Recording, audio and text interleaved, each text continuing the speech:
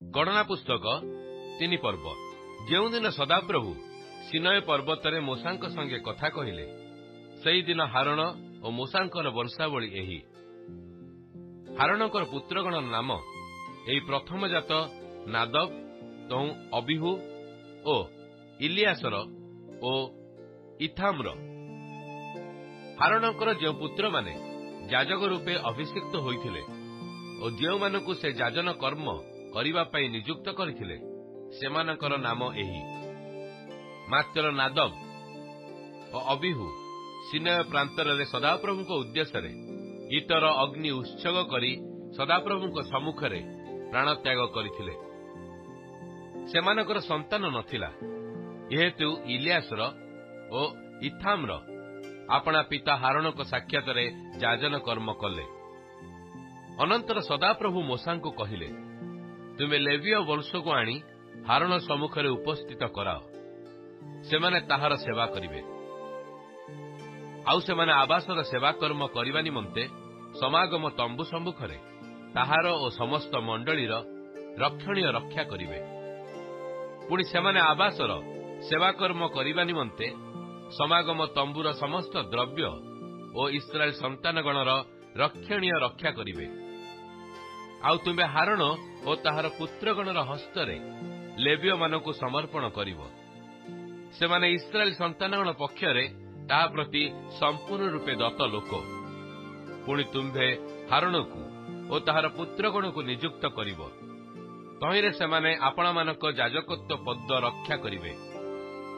ଓ ଅନ୍ୟ ବଂଶୀୟ ଯେ କେହି ନିକଟବର୍ତ୍ତୀ ହେବ, ତାହାର ପ୍ରାଣଦଣ୍ଡ ହେବ। ଅନନ୍ତର ସଦାପ୍ରଭୁ ମୋଶାଙ୍କୁ କହିଲେ, ଆମ୍ଭେ ଦେଖ, ଆମ୍ଭେ ଇସ୍ରାଏଲ ସନ୍ତାନଗଣ ମଧ୍ୟରେ ସମସ୍ତ ପ୍ରଥମଜାତ ଗର୍ଭଫଳ ପରିବର୍ତ୍ତରେ ଇସ୍ରାଏଲ ସନ୍ତାନଗଣ ମଧ୍ୟରୁ ଲେବୀୟମାନଙ୍କୁ ଗ୍ରହଣ କଲୁ।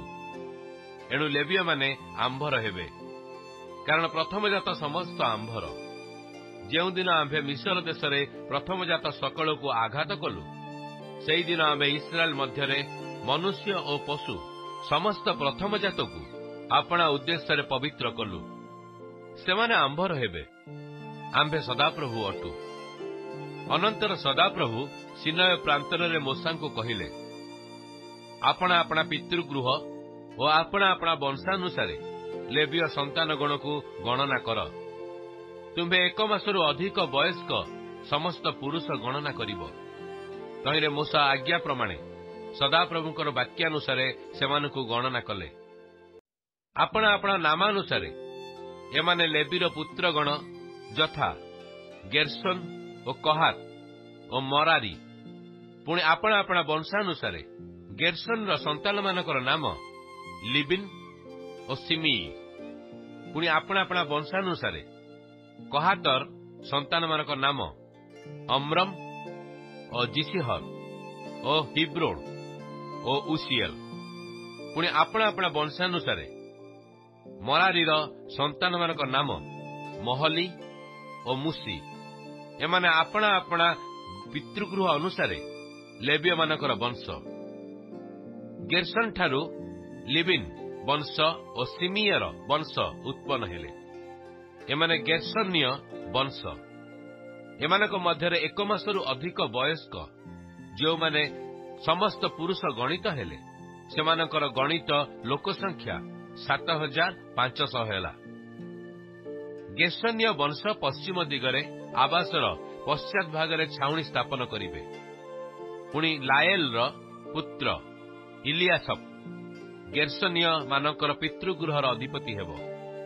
ପୁଣି ସମାଗମ ତମ୍ବୁର ଏହି ସମସ୍ତ ଦ୍ରବ୍ୟ ଗେର୍ସନୀୟ ସନ୍ତାନମାନଙ୍କର ରକ୍ଷଣୀୟ ହେବ, ଯଥା ଆବାସ ତମ୍ବୁ ଓ ତହିଁର ଛାତ ଓ ସମାଗମ ତମ୍ବୁ ଦ୍ୱାରର ଆଚ୍ଛାଦନ ବସ୍ତ୍ର ଓ ପ୍ରାଙ୍ଗଣର ପରଦା ସକଳ ଓ ଆବାସ ଓ ବେଦୀର ଚତୁର୍ଦିଗସ୍ଥ ପ୍ରାଙ୍ଗଣ ଦ୍ୱାରର ଆଚ୍ଛାଦନ ବସ୍ତ୍ର ଓ ତହିଁର ସେବା କାର୍ଯ୍ୟ ନିମିତ୍ତ ସମସ୍ତ ରଜୁ। ଆଉ କହାତ ଠାରୁ ଅମ୍ରମିୟମ ବଂଶ, ଜିସିହରୀୟ ବଂଶ, ହିବ୍ରୋଣୀୟ ବଂଶ ଓ ଉସିଏଲର ବଂଶ ଉତ୍ପନ୍ନ ହେଲେ। ଏମାନେ କହାତୀୟ ବଂଶ। 1 ମାସରୁ ଅଧିକ ବୟସ୍କ ପୁରୁଷମାନଙ୍କର ଗଣନାନୁସାରେ 8600 ଲୋକ ପବିତ୍ର ସ୍ଥାନର ରକ୍ଷକ ହେଲେ। କହାତୀୟ ସନ୍ତାନମାନଙ୍କର ବଂଶ ଦକ୍ଷିଣ ଦିଗରେ ଆବାସ ନିକଟରେ ଛାଉଣି ସ୍ଥାପନ କରିବେ। ଆଉ ଉସିଏଲର ପୁତ୍ର ଇଲିସାଫନ କହାତୀୟ ବଂଶର ଅଧିପତି ହେବ। ପୁଣି ସିନ୍ଦୁକ ଓ ମେଜ ଓ ଦୀପବୃକ୍ଷ ଓ ଯଜ୍ଞବେଦୀ ଓ ପବିତ୍ର ସ୍ଥାନର ସେବା ସମ୍ବନ୍ଧୀୟ ସକଳ ପାତ୍ର ଓ ପରଦା ତତ୍ସମ୍ବନ୍ଧୀୟ ସମସ୍ତ ସେବା କାର୍ଯ୍ୟ ସେମାନଙ୍କର ରକ୍ଷଣୀୟ ହେବ। ପୁଣି ହାରଣ ଯାଜକଙ୍କର ପୁତ୍ର ଇଲିଆସର ଲେବୀୟ ଅଧିପତିମାନଙ୍କର ଅଧିପତି ହେବ ଓ ପବିତ୍ର ସ୍ଥାନର ରକ୍ଷକମାନଙ୍କ ଉପରେ ତତ୍ତ୍ୱାବଧାନ କରିବ। ଆଉ ମରାରୀ ଠାରୁ ମହଲୀୟ ବଂଶ ଓ ମୁସୀୟ ବଂଶ ଉତ୍ପନ୍ନ ହେଲେ। ଏମାନେ ମରାରୀୟ ବଂଶ। ପୁଣି ଏମାନଙ୍କ ମଧ୍ୟରେ 1 ମାସରୁ ଅଧିକ ବୟସ୍କ ପୁରୁଷମାନଙ୍କ ଗଣନା ଅନୁସାରେ 6200 ଲୋକ ହେଲେ।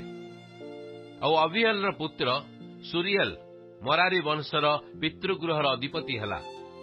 ସେମାନେ ଉତ୍ତର ଦିଗରେ ଆବାସ ନିକଟରେ ଛାଉଣି ସ୍ଥାପନ କରିବେ।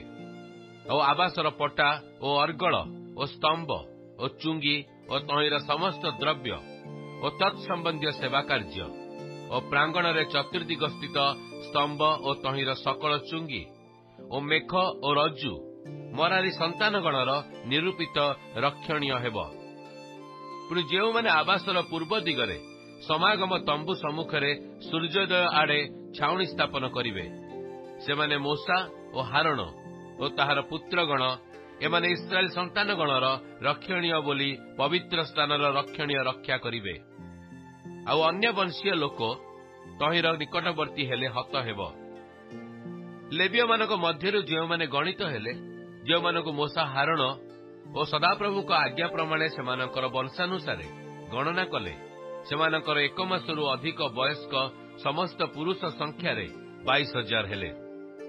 ତେଣୁ ସଦାପ୍ରଭୁ ମୋଶାଙ୍କୁ କହିଲେ, ତୁମ୍ଭେ ଇସ୍ରାଏଲ ସନ୍ତାନଗଣର 1 ମାସରୁ ଅଧିକ ବୟସ୍କ ସମସ୍ତ ପ୍ରଥମଜାତ ପୁରୁଷଙ୍କୁ ଗଣନା କର ଓ ସେମାନଙ୍କ ନାମ ସଂଖ୍ୟା କର। ଆମ୍ଭେ ସଦାପ୍ରଭୁ ଆମ୍ଭ ନିମନ୍ତେ ଇସ୍ରାଏଲ ସନ୍ତାନଗଣର ସମସ୍ତ ପ୍ରଥମଜାତ ଲୋକ ବଦଳେ ଲେବୀୟମାନଙ୍କୁ ଗ୍ରହଣ କରିବ।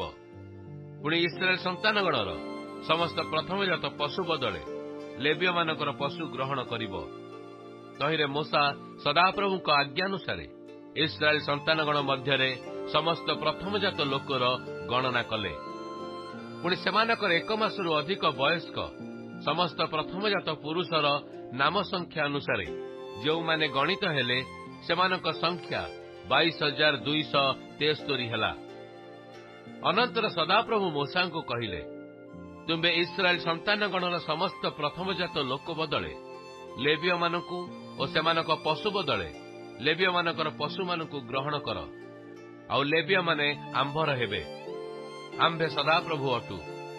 ପୁଣି ଇସ୍ରାଏଲ ସନ୍ତାନଗଣର ପ୍ରଥମଜାତ ଲୋକମାନଙ୍କ ମଧ୍ୟରେ ଲେବୀୟମାନଙ୍କ ସଂଖ୍ୟାରୁ ଅଧିକ 273 ଲୋକର ମୁକ୍ତି ନିମନ୍ତେ ତୁମେ ମୁଣ୍ଡ ପିଛା 5 ସେକଲ ଲେଖାଏଁ ନେବ। ପବିତ୍ର ସ୍ଥାନର ସେକଲ ଅନୁସାରେ ତୁମେ ତାହା ନେବ। 20 ଗେରାରେ 1 ସେକଲ। ଆଉ ତୁମେ ସେହି ବଳକା ଲୋକମାନଙ୍କର ମୁକ୍ତିର ମୂଲ୍ୟ ନେଇ ହାରଣ ଓ ତାହାର ପୁତ୍ରମାନଙ୍କୁ ଦେବ। ତେଣୁ ମୋଶା ଲେବୀୟମାନଙ୍କ ଦ୍ୱାରା ମୁକ୍ତ ଲୋକମାନଙ୍କ ଛଡ଼ା ଅବଶିଷ୍ଟ ଲୋକମାନଙ୍କ ମୁକ୍ତି ମୂଲ୍ୟ ନେଲେ। ଇସ୍ରାଏଲ ସନ୍ତାନଗଣର ପ୍ରଥମଜାତ ଲୋକମାନଙ୍କ ଠାରୁ ସେହି ମୂଲ୍ୟ ନେଲେ। ସେ ପବିତ୍ର ସ୍ଥାନର ସେକଲ ଅନୁସାରେ 1,365 ସେକଲ ନେଲେ। ପୁଣି ମୋଶାଙ୍କ ପ୍ରତି ସଦାପ୍ରଭୁଙ୍କ ଆଜ୍ଞାନୁସାରେ ମୋଶା ସଦାପ୍ରଭୁଙ୍କ ବାକ୍ୟ ପ୍ରମାଣେ ସେ ମୁକ୍ତି ମୂଲ୍ୟ ହାରଣଙ୍କୁ ଓ ତାଙ୍କର ପୁତ୍ରଗଣଙ୍କୁ ଦେଲେ।